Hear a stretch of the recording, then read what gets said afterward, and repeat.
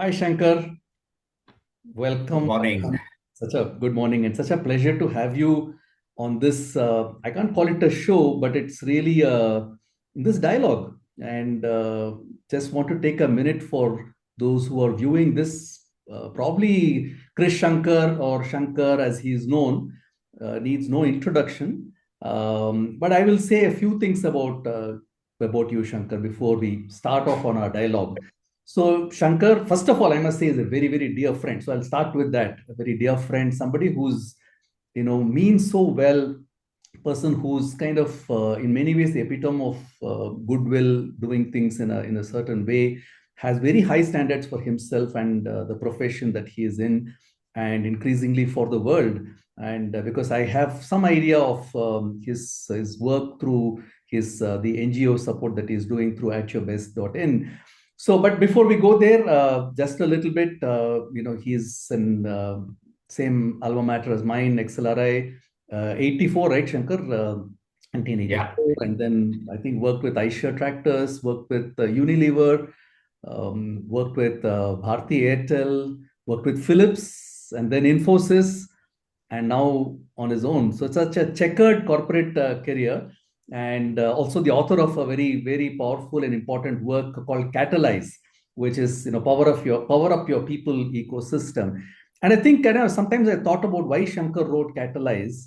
I thought, Shankar, my own mind, I think it's because you have been that. You've been a catalyst for the teams and the organizations that you work for. There's not one HR forum that I go where people, don't say something about what you have done or said or whatever it is. So it's an immense canvas that you hold. So very glad to have the pleasure and privilege of your association, and also particularly to be part of this dialogue. Thank you very much.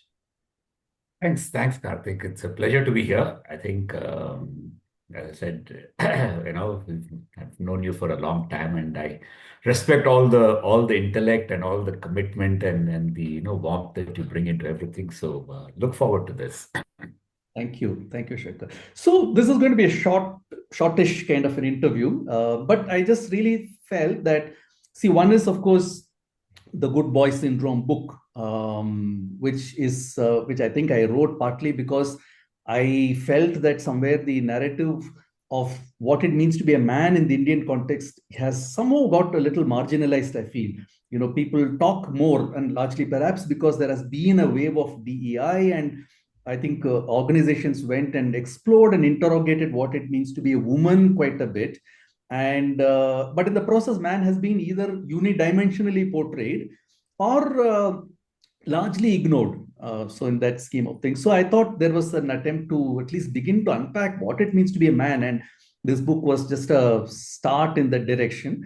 So in this conversation, I want to touch upon some of the aspects of the book. I know you've read good part of it, and so I want to pick up from there, but also not just to the book. It's also about the theme of being a man in the Indian context. So that's what I would like us to hold in our heads.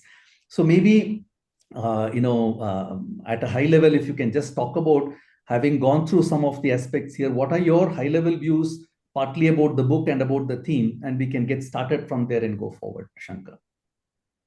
No, thanks. No, firstly, I think this is a phenomenal book, yeah, and a phenomenal idea. And I think it's probably if I look at it, it's a fairly deep book, very scholarly and very insightful in its nature. Yeah, it's not like somebody just writing like a PG Woodhouse or but it's a book where you've really done justice to the topic and understood it and unpeeled it in its depth. So I think firstly, while I've not completed it, I've really enjoyed whatever I've read, and it's been the depth that has really fascinated me. And I've learned so much. I mean, I've learned so much about TA and psychoanalytics and various other things, the kind of concepts that you bring into really and frameworks that you bring. So I've really enjoyed reading that. So again, hats off to you for taking the time and putting this work together. And it's not, I would say, an easy thing to do, but it's a deep thinking scholarly piece of work, and I think it'll definitely add to our own understanding of humanity and the man, as you say. Yeah, so I think that's so. Thank you for writing this book. I think you're right. I think the point is if you really look at the top level and what is it, I think there is, as we grow in the early stages, we really want to be conform to our parents' wishes, parents or the elders, in a way, or the society as it sets the norms, Yeah. and that's how we want to be. And to the parents, the good things are, you should be a good boy, you should do well in academics or whatever, like pass your exams in the top rank, or and you should be respectful to elders, and you should respect the culture and tradition and religion. I think that those are the three things they want, and they want you to see if you're doing that. I Right. think early on, most children start taking that up. And I think, and maybe that is stronger in the past, given a little bit more patriarchal, more autocratic society we were living in the early days. As things have moved now, I perhaps believe that maybe over time the children now have conformed more to peer pressure, more to the society, more to this. So therefore, there's a little bit about, I would say, a dilution, but they all want to be a good boy, maybe with reference to a different framework now, a Right. different set of reference, and they kind of move. It's not a good boy, maybe a suitable boy now. It's a little bit so they kind of move the other way. Yeah. Mm. So yeah, I think it's a very interesting way to look at how norms and things are shaping behaviors of young men and boys as they grow up. So No, I think it's very. I like the way you're saying the wave is moving from having been adherent or conforming to a largely parental patriarchal structure to now saying I'll still conform, but my conformance reference point or the locus is shifted more to a horizontal structure. So I conform to what my peers are driving, what they're thinking of, and if I consider that as my reference point, what does that demand of me? So maybe there's still conformance, but to a different locus point. So socialization still remains in a certain way. I think the source of socialization seems to have shifted a bit in a yeah. sense. It's an interesting, very interesting Yeah, take. it's also, in terms of what people, I think over time, I don't know, maybe you'll be better able to explain. I mean, as children grow up, I think they decide what they want to be cool in. Yeah. I think somewhere they choose what. And I think, I don't know what really makes it. Somebody says, I want to be cool in something else where I want to be, and maybe they see some strength that they have and they say, this is an area I want to be cool in, whether they go into music or into sports or into studies or whatever it is, they choose one or two and they kind of build around it, and that then becomes a reference point as they do it. But that, what really makes them choose, how much of it is parental pressure, how much of it is their own thing, that I'm not so sure. But maybe somewhere, and once they decide this is what I want to be cool in, they start doing more and they lead and they conform to that kind of a group, I think. Absolutely. Very well said. So just coming back to the good boy, I'm just thinking that, if you were to kind of metaphorize him, we use book uses a lot of text. We are talking, we are using words and text. But I always feel that usually a picture is worth 1,000 words. And if you were to just, portray this good boy in the form of a symbol or an image or a character, it could be from anywhere, could be from nature, sports, mythology, Hollywood, Bollywood, anything. You say, okay, when I think of the good boy, the metaphor or image that comes to my mind is something. What would that something be?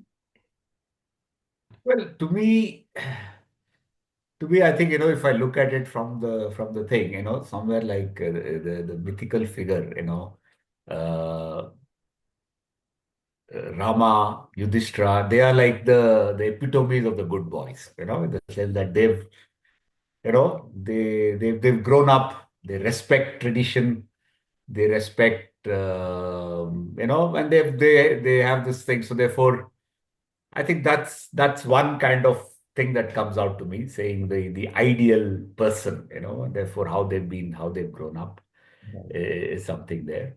I Right. think about the other one is really, if you were to look at, I'm just looking at the people who are role models at a young age. I mean, take a Vishwanathan Anand. It's somebody like, who's grown up, and with his values, with his the way and his behavior. I mean, he would really be kind of a thing of a good boy, in terms of how one would look at. So I think these are the kind of role model, Sachin Tendulkar, in a way. I mean, also comes to my mind as a guy, kind of a person who doesn't go out of the system, but excels, but still is somebody that people would call a good boy. So yeah, these are the kind of words that or pictures or people that come to my mind. Very nice. And I see one is rooted in mythology, the other rooted in contemporary times. And, when you talk about Rama, Yudhishthira, or Vishwanathan Anand and Tendulkar, it's so interesting, right? So as you were speaking, one of the things that immediately came to my mind is all the four of them, apart from the fact that they were very respectful of traditions and systems and abided by some codes, etc., they were also people who I think bore a lot of pain very stoically. Rama did, Yudhishthira did. I'm sure Tendulkar has borne a lot of pain, Anand too. So I'm just thinking that is this also the certain stoicism, when one can also argue that it's also about maturity, that it's not really just being stoic, but it's also being able to not to break down when things are going bad, but being able to hold one's own. Is there something around stoicism, maturity, quote unquote maturity, that comes to your mind, Shankar, when you portrayed this? Yeah, I think that's an important point. So if you look at it, what do in your good boy syndrome, what happens is, I think because of parental pressure or authority kind of thing, what happens is that children kind of subjugate their immediate desires and say, I can't do it. I want to do something else. I want to kind of go to see a movie, but I won't, but I study. Yeah. So therefore they learn to kind of suppress their immediate kind of likes or desires and say, no, I'll do something else because that's what my authority figures like. And hopefully that's what is leading, will help me be better. Yeah, and therefore that really sets this whole, there was this classic test. I don't know if if I get it right. There was this whole marshmallow test, where young children were said that, okay, if you can wait, then I'll give you two marshmallows. And there's some who can get one if you don't want to wait. And they found over time that the people who wait have that, they become the ones who have more grit and more determination because they kind of do that. So I think this pressure from authority to subjugate some of your immediate kind of desires and do something which is there, that I think is the heart of some of the thing that they build, the elements of stoicism, of some amount of sacrifice Mm. and do something for your what your parents would like, or which is for your own long-term good, as they say. So Right. yeah, I think clearly it involves sacrifice. It involves a bit of that stoicism of resilience of saying, I will forego the immediate satisfaction and desire and work on something. Maybe that's probably what all of this teaches us. That's interesting. So I'm also thinking, we talk about postponement of gratification, but some cases it's also denial of gratification. And some people, I think, would the system may promise them nothing, and they may still do it because that's what they have been ingrained to do in some sense. I also notice that in a way you're also touching through this into the inner landscape of the good boy. Something inside him. Anything else you want to say about if you peer inside the good boy, what else might be happening sociologically? We see a lot of things, how they come across in society, etc. Inward inside the good boy, if you were to take a location and put yourself inside, what do you think might be happening there for the good boy? No, I think clearly,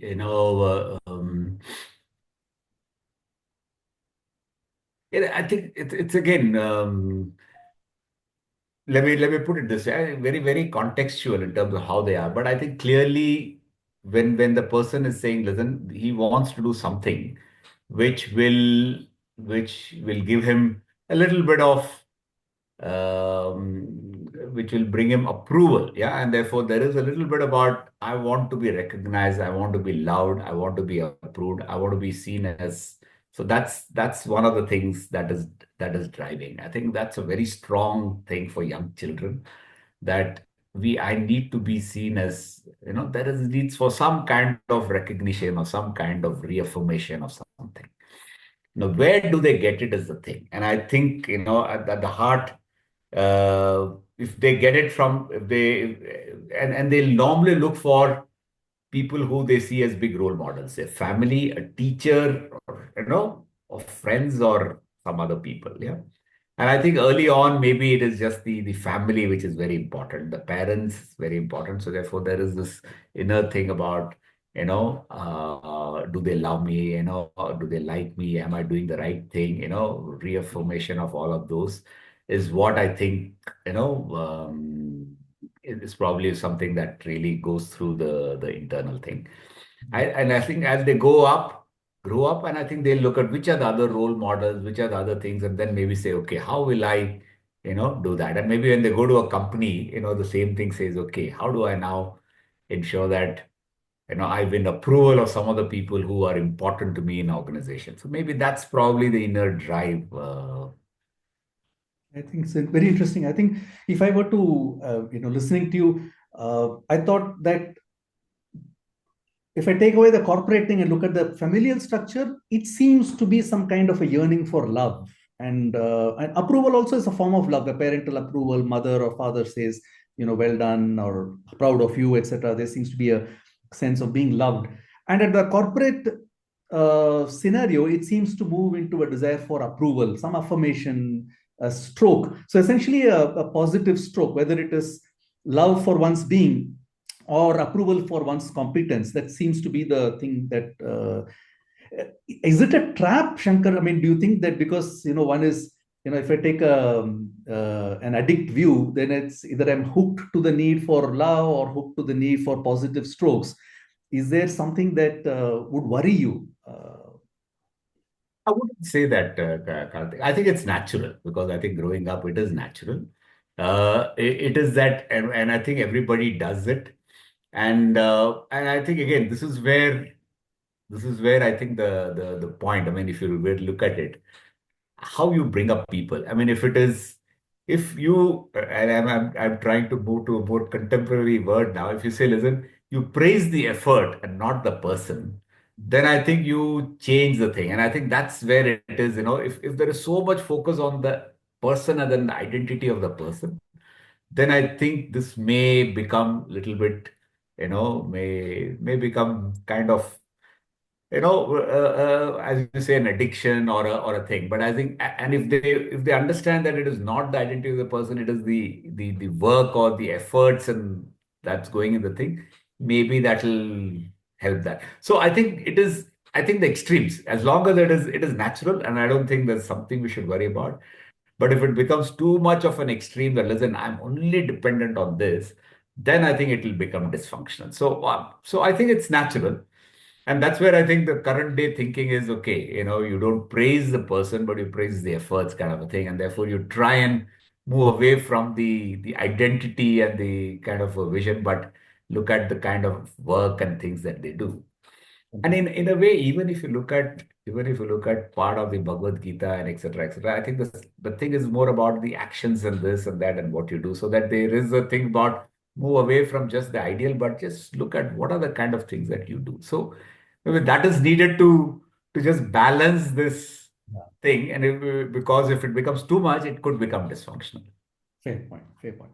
I just have two more questions to before we wind down, Shankar. One is, this thing of, I mean, I can't resist this question because you have led such a checkered and distinguished corporate career. One of the temptations I would have is, what is your advice for the boys or men who are entering the workforce? But I wanted to change the question. I wanted to say, what would your word of advice be for managers of these people? The either the early manager, middle manager, or even the very senior top management people who are dealing with men in the workforce. If you had one or two words of advice or guidance or your thought, what would that be? Well, I think the one of the thing is, I mean, if you look at some of the dangers of these kind of things, is this thing towards becoming more a hero kind of a thing. Yeah. And if you look at really the myth of the hero is that, you create a crisis and you come out of it, and then you come out of the shining knight in, white armor or whatever it is, you come out. And I think in the past, companies like the hero. They like to say that individual who has done and something, and therefore there was this focus, and therefore what has happened is that could be dysfunctional because then you try and show something which is like you're the hero in that. So that's one worry that managers should have. The other is, I think, nowadays, as we kind of corporations now say, listen, I want two or three new things. I want people with ideas and ideas which can at times change. Yeah. Well, they all say that all the forces work towards retaining the status quo. Now, Mm. every company will say, I want to change, but then the forces all want to retain whatever it is. And therefore, the person who needs to make any change has to really work with the system to make the change. I mean, it's very tough to make a change from being somewhere else, but you got to really make the change from being in the system and then make the change. That's the kind of a thing that we have to really be looking at. So if I were to look at what is the thing to give to managers there, I would say that, you know, I think just understand that people have grown up due to various influences, their own parental influences, and their desire to have this approval and various other things.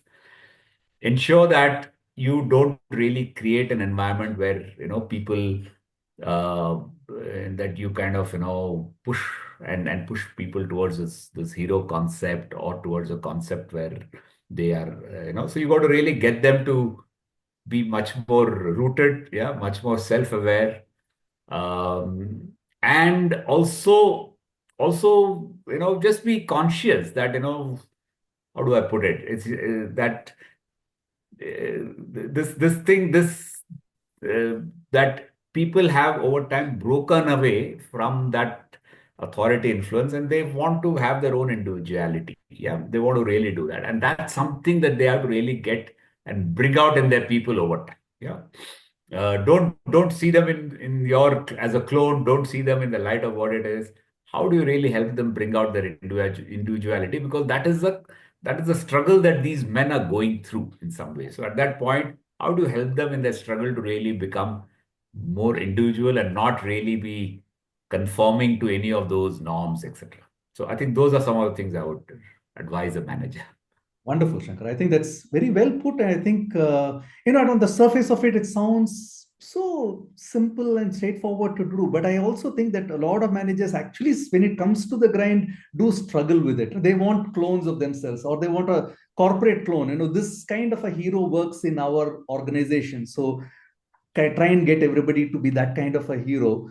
I think the words you're offering are saying, look, let that person become his hero in his life. I mean, and help him become that. Let him not be a cloned hero, kind of thing. So sure, a lot to work further with this, but thanks for that. One last question and one last statement I will make. One is, this book, and I'll hold it up, but it's come. I think it'll come crosswords. But the Good Boy Syndrome. I've written this keeping a wide kind of an audience in mind. Going through this, who would you think would be a good constituency for reading this book in today's context? Is it parents, young guys, or women, or who should? No, I would say parents definitely of all things will understand, and people, parents of young children to understand and see what it is. That is one group. Teachers, the other group, I think could read it. I think growing up, people who want to really, really look at and see what is identity, how to build their identity. So maybe boys in their teens and growing up could also late teens, just to so that they understand this a little more, could also read it to understand what it is. I think that those are the kind of people I would suggest. The late teen boys, parents, teachers. I think they'll probably help understand what is behind it, and at least try and see how that can be used in building a better community. On a lighter note, I asked one of my cousins read this book, and I asked him, look, if you had read this book 30, 40 years ago, 50 years ago, would you have been different? He said, no, I would have been exactly this. But perhaps I would have been a little more mindfully sorted to say, this is what is happening to me and I know it, kind of thing. So Great. So I just want to say one thing, which is, and not just for you, but I also want to share it with people, friends who are probably watching this. I think I've when meant this book to be just a starting point to the study of being a man in the Indian context, not as an end point. So in some sense, I'm thinking of I want to start some kind of a virtual center or a kind of a foundation or an academy of sorts, not a brick and mortar thing, but more virtual like this to have conversations. I think this is the first conversation. So I can't tell you how grateful I am to you, Shankar, for saying yes to this. But the idea of this virtual center would be to keep an ongoing thread of exploration alive. I mean, even in this conversation, you really opened my mind out to saying, look, it's not the vertical reference point; it's a horizontal, peer-leveled reference point. I think that's a great thing to understand the boy or the man better and more. So, and in fact, on a lighter note, I was actually thinking, what should I name this? So, the first thought that my sleepy mind was offering was, it says, being a man. And I said, that sounds like BAM. It sounds like both grandiose and somewhat weak at the same time. Then I said, okay, it went to Academy for Indian Man. I said, AIM. AIM looks so unidimensional, aim to succeed, whatever. Then I think I'm settling on something called ASEEM, which is Academy for Study of the Indian Man, which ASEEM also has a sense of being boundless and limitless. So, and yeah, so I think I'm sharing this to also, to thank you for taking that first step with me on this, Shankar. Wow, wow. No, no, no. That's a great, great initiative. Happy to see how I can help. So all the best to you in building a team. Well done. Thank you. Thank you, Shankar. So I will stop the recording with this.